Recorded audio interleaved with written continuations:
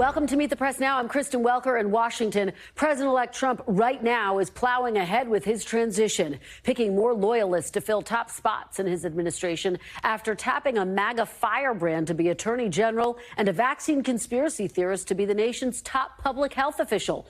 Mr. Trump is also moving to fill key Justice Department positions with personal allies. Yesterday, announcing his criminal defense attorney Todd Blanche will fill the #2 spot at the Justice Department, and also tapping Dean Sauer, who argued Mr. Trump's immunity case before the Supreme Court for Solicitor General. Those picks coming after he announced Robert F. Kennedy Jr. to lead the Department of Health and Human Services, something he teased on the campaign trail, but transition officials said wouldn't actually happen. Here's Mr. Trump last night after that announcement. If you like health and if you like people that live a long time, it's the most important position. RFK Jr., Bobby, we want you to come up with things and ideas and what you've been talking about for a long time, and I think you're going to do some unbelievable thing. Nobody's going to be able to do it like you, and boy, does he feel it in his heart. So the big question facing Kennedy right now, can he be confirmed by the Senate? The longtime anti-vaccine activist who mounted his own presidential bid before dropping out to endorse Mr. Trump has recently tried to soften his rhetoric on vaccinations. Here's what he told our own Von Hilliard the day after the election. Oh, I'm not going to take away anybody's vaccines. I've never been anti-vaccine. But that actually contradicts previous false and misleading statements Kennedy has made about vaccines for years, including debunked claims linking vaccinations to autism. Can you name any vaccines that you think are good? I think some of the live virus vaccines are probably averting more problems than they're causing. There's no vaccine that is, safe and effective. A mountain of scientific study links autism to early vaccination with certain vaccines. I do believe that autism does come from vaccines. Now, the Centers for Disease Control, which HHS oversees, and the American Academy of Pediatrics both say there is no link between vaccines and autism. Those views and other health-related conspiracies Kennedy has espoused, raising concerns among some Republicans on Capitol Hill, even as others celebrated the pick and said choosing Kennedy was the president-elect's prerogative. Well, all my kids are vaccinated, and I hope he's not going to move against one of the most life-saving technologies in the history of the world. Do you think he was the right pick?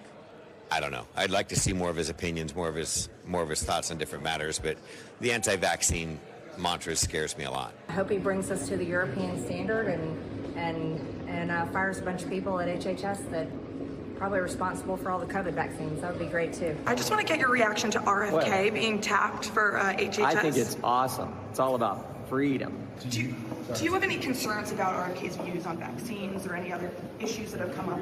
Well, look, ultimately, he's going to be carrying out President Trump's agenda. I have no doubt that they're all going to be focused on that mission in carrying out the mandate the voters gave us. Now, even some Democrats expressing a willingness to work with Kennedy on other issues, including food safety. Take a look. There's real problems that we have, and I've been sounding the alarm on these issues for years. And again, I've heard RFK speak to these issues, but I do have concerns. But I want to get things done, and I'm looking for partners to get really good things done when it comes to reforming the American food system. Joining me now is NBC's Dasha Burns, who's covering the Trump transition, and NBC's Ryan Nobles is on Capitol Hill, where these Trump picks will need to get confirmed. Dasha, let me start with you. So we just ran through some of why there has been some pushback to the announcement that President-elect Trump intends to nominate RFK Jr., including his stances on vaccines. He's had some other controversial views. Walk us through what you're tracking. So look, Kristen, there are folks on both sides of the aisle that have concerns and are potentially interested in working with RFK, as you just ran through there. You talked about the vaccine skepticism. There's also the fluoride issue. He said that on day one, he wants to see President Trump take fluoride out of our water system, something that's been in place for years. So he has departed from public health policy and posture that the U.S. has had for a long time. On the other hand, he is likely, because he has talked about this time and again, to go after big food, to go after big pharma. He's talked about getting rid of pesticides and chemicals that are in our foods. And that's somewhere where some Democrats are interested in potentially working with him. He's also someone who's interested in non-traditional medicine like psychedelics. And so seeing how Republicans might respond to some of those things will be fascinating. And then there's his position on abortion. He has not been in favor of abortion bans. He's been in favor of abortion rights in the past, and that's caused some concern on some folks on the right as well, Kristen. Yeah, a lot to unpack once those confirmation hearings get underway. You know, it's so interesting, Dasha, because, of course, RFK briefly ran for the White House himself as a third-party candidate, dropped out to work campaign alongside President-elect Trump. Talk a little bit about the connection that they have. What does the president-elect think that he brought to his campaign and will bring to this administration? Well, it was interesting during the campaign, Kristen, because the RFK support was kind of an odd Venn diagram of disaffected voters on both the left and on the right, the double haters that we talked about so much. And so when Biden dropped out of the race, when Harris came to the top of the Democratic ticket, a lot of the voters left over in that RFK Venn diagram were folks that would otherwise have supported then candidate Trump. And so Kennedy coming over and putting his support behind Trump was huge, because the voters that do follow Kennedy, his supporters, in many ways have a similar relationship that some of Trump's staunchest supporters have with him. It's a passionate relationship. And so I talked to a lot of voters who said, well, if RFK Jr. supports Trump, that's where I'm going. Really fascinating, Dasha. Thanks so much, Ryan. Let me head over to you. It's interesting. We've seen mixed reaction. You just heard what Cory Booker had to say. He thinks that there are some areas where they could work together. What are you hearing, and what are you hearing about how his confirmation hearing process may unfold? Well, I think, part of this, Kristen, is that, you can look at these nominees in two different ways, either one at a time individually, or you can take the entire bucket. And when you look at the entire bucket of nominees, RFK Jr., maybe all on his own, might be a little bit shocking, a little bit out of the ordinary and super controversial. But when you add it up with Tulsi Gabbard and Pete Hegseth and, of course, Matt Gaetz, maybe he doesn't look quite as bad. And I do think that, while his views on a wide range of issues are very controversial, and that there is some argument to be made that he really doesn't have the credentials to be in charge of an agency like the Department of Health and Human Services, at this point, Republicans are doing the best they can to foster through this incoming Trump administration, and they can read the vote count as well as everyone else and understand that he won this election. And so, as a result, they probably need to get in line behind the president.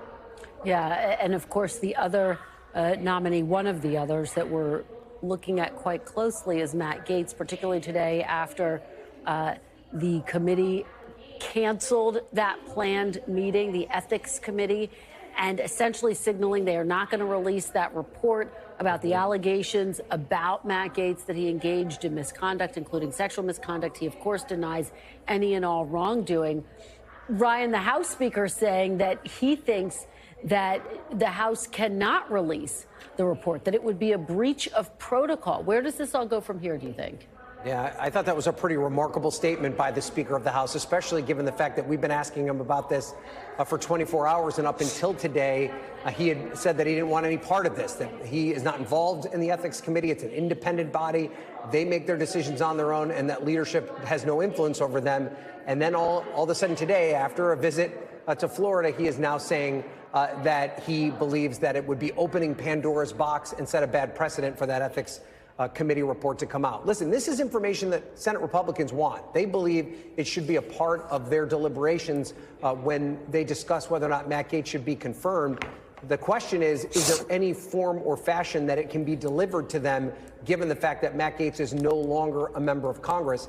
The committee, depending on who you talk to on the committee, believes that that avenue exists, that there aren't specific laws that prohibit the committee from issuing their reports. Their investigation has to stop because he's no longer a part of the committee, but they have the existing evidence that contributed to that report, and there's no prohibition on them revealing it. In fact, there's precedent. It's happened before, 2 different occasions at least, where we know that former members of Congress had their ethics reports released. So This reeks of politics right now, that this report may not see the light of day. And the question is, how emphatic will Senate Republicans be to get this information before they vote on the Gaetz confirmation? And Ryan, walk us through what President-elect Trump has been floating, this idea of potential recess appointments. How likely is it that we would see something like that? And where would that stack up in the broader timeline of all of this? So this would definitely be a break glass in case of emergency scenario for Donald Trump, and it would really test just how passionately he feels about these confirmation picks. But it is certainly within the realm of possibility. If he doesn't believe that Matt Gaetz has the votes, but he still wants him to be the attorney general, he could push these Republican senators into a scenario where they force an adjournment for 10 days that would allow him to make that recess appointment. And the Senate Majority Leader, John Thune, did not rule that out as an option. Listen to what he said on Fox. Any reaction to RFK being named for HHS Secretary? I don't have any at this point. Do you think that you'd support him? Honestly, the entire nomination process is just getting started. So let's give it a chance to see what happens. Okay, that's not what I was talking about, but you get the sense. I can take my word for it that he left all options on the table. But you have to ask yourself this question, Kristen. If you are a Republican senator that doesn't want to vote for Matt Gaetz, do you then vote to adjourn the Congress for 10 days so that Matt Gaetz can be appointed? Isn't that essentially the same thing? I mean, I'm sure that these Republican senators will try and find a way to wiggle their way around that situation. But if it becomes a bigger and bigger problem, and it looks like Matt Gaetz doesn't have the votes, Donald Trump is going to have very few options, and he is really it'll be the true test of just how loyal the Senate Republican conference is for him. Well, it's going to be fascinating to watch it all play out. And Ryan, we always take your word for it. Thank you so much. Appreciate your joining us. Thanks for watching. Stay updated about breaking news and top stories on the NBC News app or follow us on social media.